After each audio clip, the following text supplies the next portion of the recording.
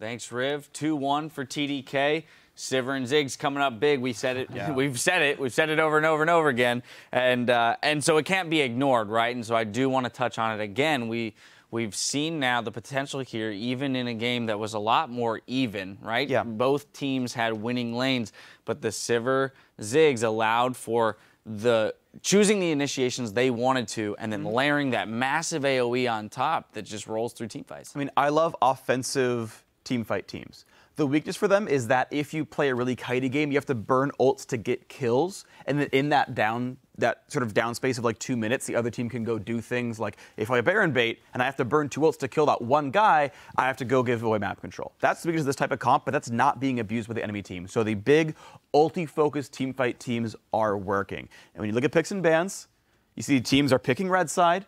Every single game, these teams picked red side. They wanted the counter pick, and we have yet to see the counter pick actually work. Blue is 3-0 in this series. We saw the first pick, Sivir. That was great. You called that one. No ban came through. They first picked it. Great. And then second round, we've got Winterfox going, okay, so Zig's been really good this series. We should pick Sejuani.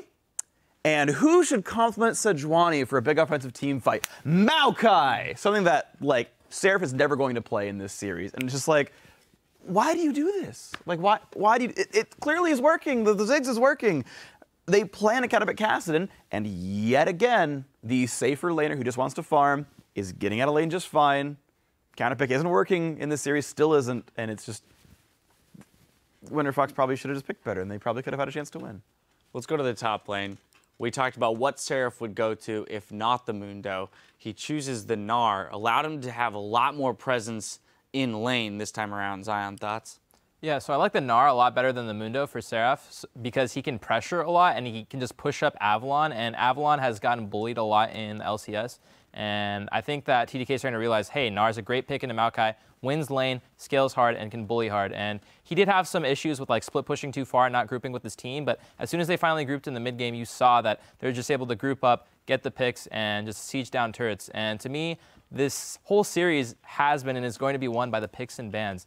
Sivir and Ziggs are just so important, and for Winterfox to give both of those picks away to TDK is huge. Like, it's similar to game one where Alex got Corki, a safe poking mid lane, and then Pobolter was an assassin that didn't get fed again. He was Kassadin this time. Last time he was LeBlanc, and it's just not working.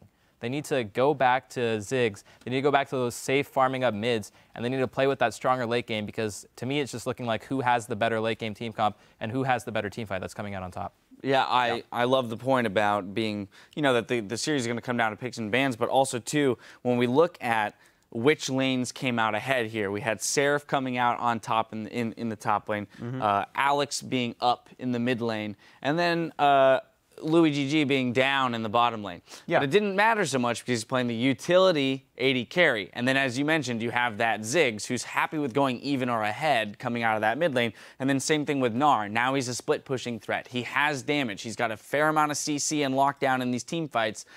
The right lanes got ahead for TDK.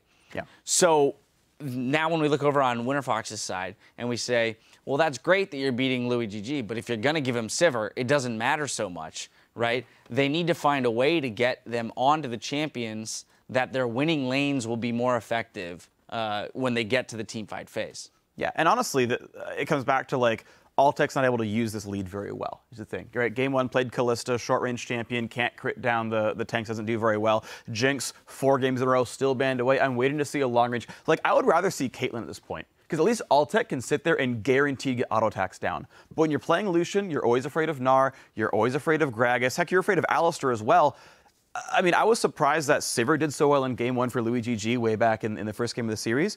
But for some reason, that champion's working.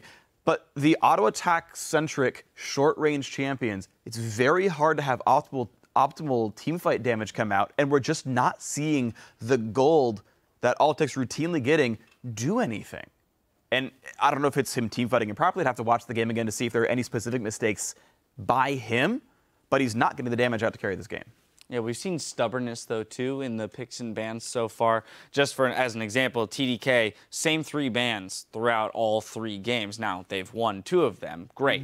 But they're going back to red side here, Zion, where they did lose. They banned Nunu Hack Jinx. They gave up the Sivir and Ziggs in that game. So, obviously, we're probably expecting that to change, right? I mean, we've said it and it hasn't, so I don't know if they'll listen this time around, but I would hope that they do. I definitely think they're going to realize the importance of Sivir and Ziggs, and if they don't ban Sivir, it's probably because they're going to be like, okay, we're going to take like Ziggs and Sejuani to like compensate for them having Sivir, so we have that huge AoE presence. Or they're going to ban out Sivir and not expect the Ziggs first pick so that they can take Ziggs later on. All right, well, they've got a few more minutes to get their plans locked down. TDK are just 1 Smash Nexus away from unseating Winterfox and claiming a spot in the North American LCS. Stay with us for Game 4, coming up soon.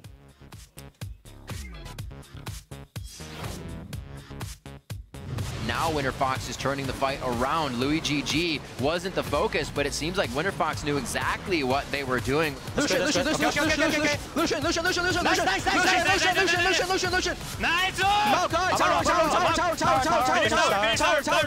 Nice! And that was the small initiation to come in. The clown car indeed. How many can pile out for Winterfox? And it doesn't look like enough can get to the back door. And game 3 goes to TDK over Winterfox.